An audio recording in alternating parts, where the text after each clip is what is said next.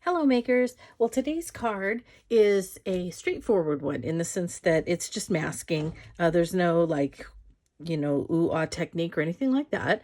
But this is a fun card and it's a birthday card with a Halloween theme because this is for my friend Deb Davis, who is the creative director for Whimsy Stamps, and it is her birthday today, and so we wanted to celebrate by making Halloween cards for her. So here's my Halloween birthday card for Deb. Let's go ahead and get started making, and then when we come back, I'll cover anything that I may have missed because I know that at least one point my battery died so while I was filming this. So let's go ahead and get started with this very straightforward masked birthday Halloween card. I promise this time this is going to be a simple stamped birthday card for a friend. So all I am planning to use other than paper and inks is this stamp set designed by Deb Davis, Amp to Stamp, and it's called Attempted Murder from Whimsy Stamps. And it's Deb's birthday today. And so I wanted to celebrate by making a card with something that she created. And so I think this stamp set is just the perfect one to make a card for her. And so I plan to use the fence, the two pumpkins, the branch with the crows or the ravens. And then I'm going to use this little leaf and I'm going to stamp it above every single picket on the fence. I'm going to draw a little line to the picket and try and make them like birthday candles. So that, and then I'll put the little pumpkins here so that these are picket fence birthday candles for her birthday. So that's my plan. Like I said, I am really, really planning to try and keep this a simple card. I know I say it a lot, but I really am going to try and make this just a simple stamp and ink card. So let's get making.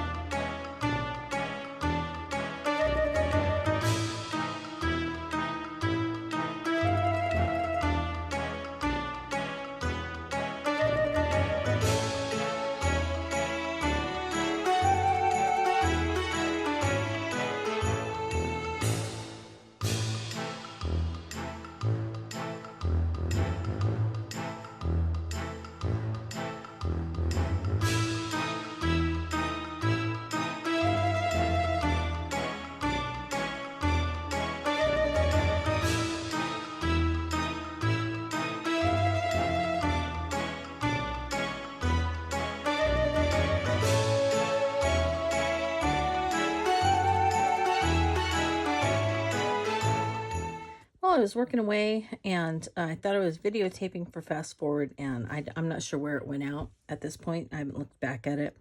So right now I'm working on trying to figure out how I'm stamping these candles. So this one I stamped in ground espresso and then I went over it with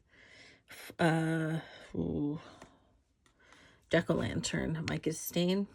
And this one I just went over with the jack-o'-lantern mica stain.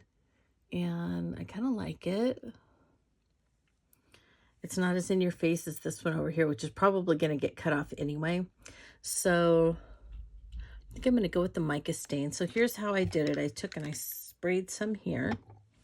And then you just pull a little out and just kind of get it over on your mat. Like that. Line it up a little bit. Stamp. And there you go. So it does not look like, as you can see, it does not look like the leaf shape, but it does give a little bit of a flame kind of thing going on.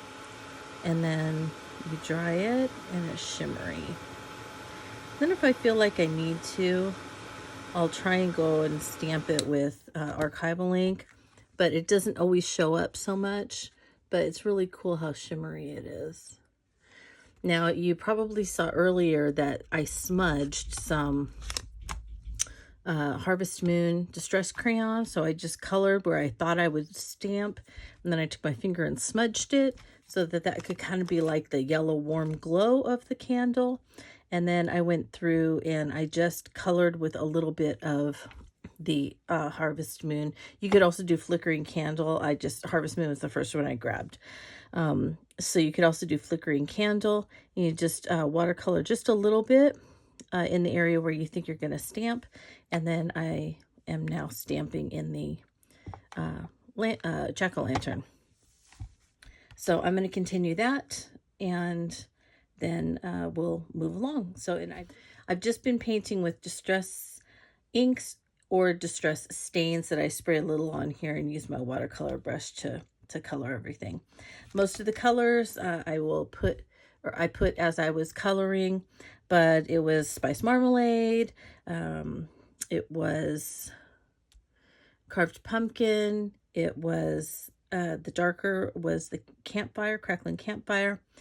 I first colored the fence in Gathered Twigs, then I went over it with Hickory Smoke, and then did a couple of touches here and there with Black Soot, and then pulled in a little bit of ground espresso and the tiniest bit of black soot, and kind of did some of the details on that and the part that is in the background.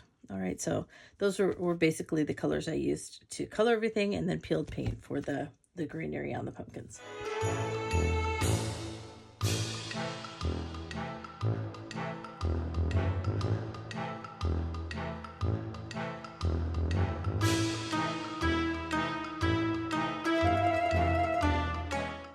All right, well, I'm done with these. I like the way they look, so I'm just going to leave them like that. I'm not going to stamp over them. And like I said, this one that I started with the inks will probably be cut off so it will fit on a mat.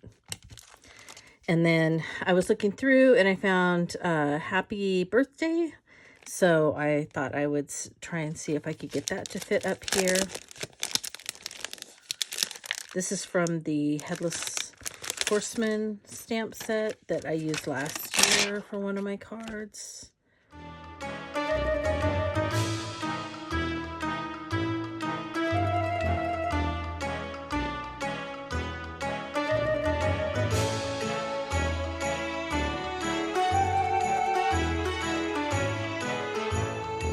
This time I'm actually going to show you how I sew on a card. I have my machine turned on. I have it threaded and ready to go. So I have it on just a regular stitch, and I usually start kind of in the middle of this side, and I look at where my needle is in the middle, and it depends on how messy I'm going to get, and I'm not going to get too messy with this one. I just want a quick border and a little bit of zigzagging here and there.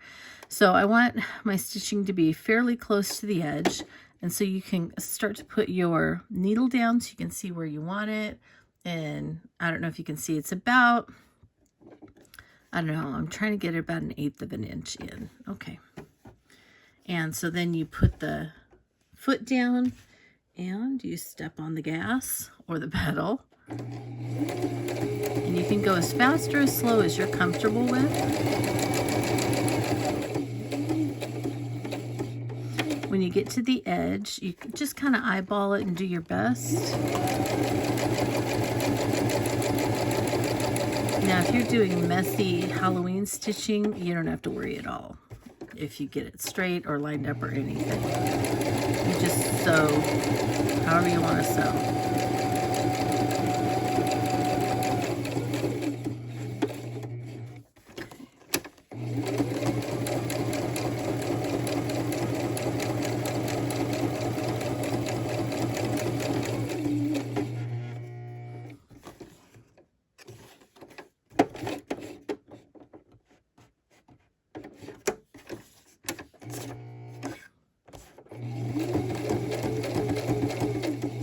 Now I am going to lift it up. I'm going to keep the foot where it is, but I'm switching to zigzag. And I'm going to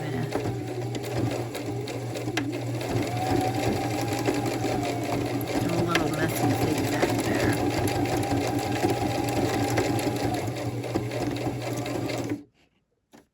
And then while it's up, I'm going to move it back to my stitching, my straight stitching, and then I'm looking to make sure that it's coming down on the right spot. And then you go a little slower. Okay. All right, and I've lined it up. And then you trim it. So I didn't get it lined up perfectly as an outline. So I have the messy stitching here. And then I want to have some messy stitching in 2 other places just because it makes me feel a little better. So I'm going to put it back on the zigzag, and I'm going to do a little bit, I feel like, right here. And so I put the center of the needle right over where I was stitching, and then I do my zigzagging, and I'm going back and forth.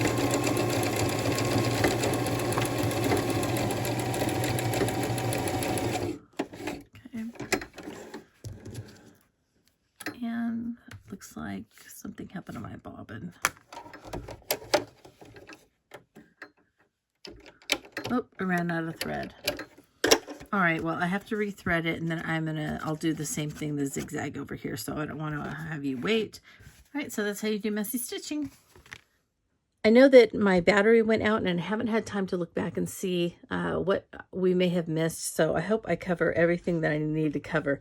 I know that I did tell you about the colors that I used for all of this, and went over how I did all of the candle flames for this card. So here's a little close-up of it, the messy stitching. I'm glad I got a chance to go over that with you today. And my coloring isn't perfect on the branches, but you know what? That's all right. Your cards don't always have to be perfect. Don't put that pressure on yourself, all right? Even if it's a birthday card for someone else, they don't expect you to be perfect. You shouldn't expect yourself to be perfect. That a lot of times will take the fun out of the making, and you don't want the fun to be taken out of the making. So just enjoy the process, all right? And that's what I did, even though it took me a lot longer to make this because I had to cut out all the little masks. It was worth it, and I love the outcome. I love that it's, you know, kind of distressed and messy Halloween and all of that. Just really, really love it. This is a fabulous stamp set that Deb designed, and so I've been looking forward to using it and hadn't had anything planned. And so when I sat down to think, what am I going to make? Then I saw this and I thought, you know what? These could be candles. And so that's where this whole thing came from, was just kind of looking through Deb's designs, and then all of a sudden just thinking, I'm going to make candles out of the picket fence. So super fun little card. Thank you so much for following along. And if you have any questions about anything that I may have missed and didn't cover, you can always ask me in the comments for this video, or you can contact me through my blog at playswellwithpaper.blogspot.com. That is also linked in the comments to this video, and you'll be able to contact me that way too, especially if you have a longer question that I may need to talk with you back and forth with about. Okay, so with all that said, if you would like to make a card like this, I have links, my affiliate links to the Whimsy Stamps products and the Ranger Ink products that are used in this card. They are linked in the comments for this video, and they're also on my blog, so it makes shopping super easy. And I thank you so much if you do use my affiliate links. That always helps. And before I go, I want to wish Deb Davis another very happy, haunted Halloween birthday.